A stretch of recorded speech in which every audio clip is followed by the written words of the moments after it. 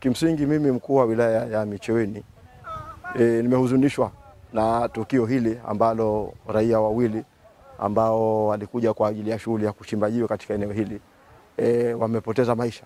Nasema wamepoteza maisha japo hatua za kidaktari zinaendelea, lakini kwa haraka tunaweza kusema wamepoteza maisha baada ya kuangukiwa na kifusi.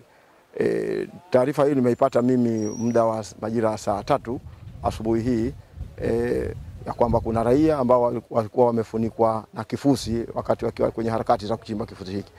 Na bahati nzuri kwa kushirikiana na kamati ya usalama ya wilaya tukaweza kufika hapa na kuwasiliana na wenzetu Wizara ya Mawasiliano na Uchukuzi pamoja na wadau wengine kwa ajili ya kupata msaada wa vyombo vya kusaidia kuitoa miili yao au kuokoa.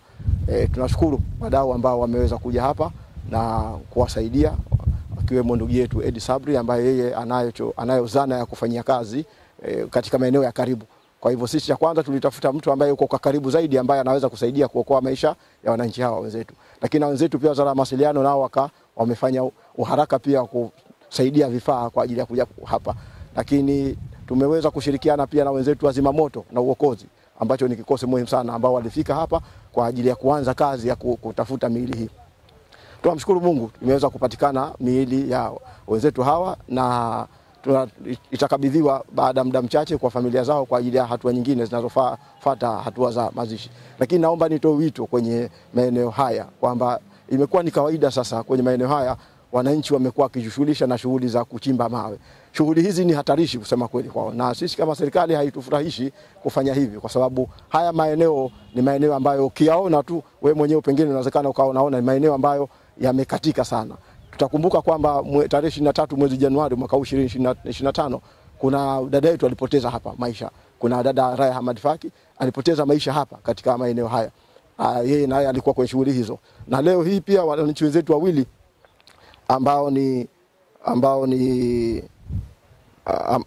ni Hamadi Juma Makame na Shahame Hamadi Shoka, nao pia ndio ambao walikuwa wakishughulika na shughuli hii hapa. Kwa hivyo nao watakuwa wamepoteza maisha.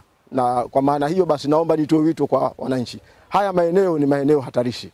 Na kama serikali tunasema kwamba haya maeneo tunafikiria njia mbadala ikiwemo kuyazuia kwa muda huu. Kwa sababu hatuwezi kuvumilia kwamba wananchi wanapoteza kila baada ya mara haya maeneo yanakuwa ni sababu ya kupoteza wananchi maisha yao. Na jambo baya zaidi, ishara zipo. Maana ukiangalia tu haya maeneo katika hali ya kawaida ya kibinadamu na siwezi kuingia katika maeneo, lakini wananchi wanaingia pengine aidha kutokana na uelewa mdogo, lakini pengine kutokana na hali mbalimbali. Kwa hivyo naomba nitoe wito nikiwa mkuu wa wilaya ya Micheweni kwamba wananchi, hebu tuache kutumia maeneo haya, hasa katika maeneo ambayo tunajua kama maeneo haya ni hatarishi, kwa sababu hili si jambo zuri.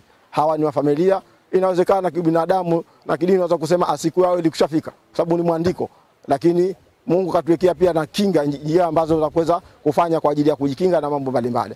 Kwa hivyo tunawaomba wanafamilia wawe pole na jambo hili. Huu ni msiba wetu sote, lakini wananchi pia tuchukue tahadhari wakati tunapofanya shughuli zetu katika maeneo kama haya. Inna lillahi wa inna ilaihi rajiun. Vijana, kwa taarifa niliyopata, waliofariki ni vijana wawili, na wawili wao walikuwa pembezoni, hawakupata kupata athari yoyote. Kwa majina naitwa Adalo Mahariali, mkazi wa shehia ya Micheweni mjini. Na tuna tukio ambalo kwamba limetokea la kuangukiwa kwa wenzetu na jiwe na kufukiwa. Inasemekana walikuwa watu 4, wawili wamesave na wawili ndio Mungu kawahitaji. Yani tukio limetokea wakati wao wako harakati zao za kutafuta maisha, yani wako wanachimba jiwe. Sasa wenzao wamewahi kutoka lakini wao hawajawahi. Bi maana hizi ni kazi zao za kila siku ambazo kwamba wanajitafutia riziki.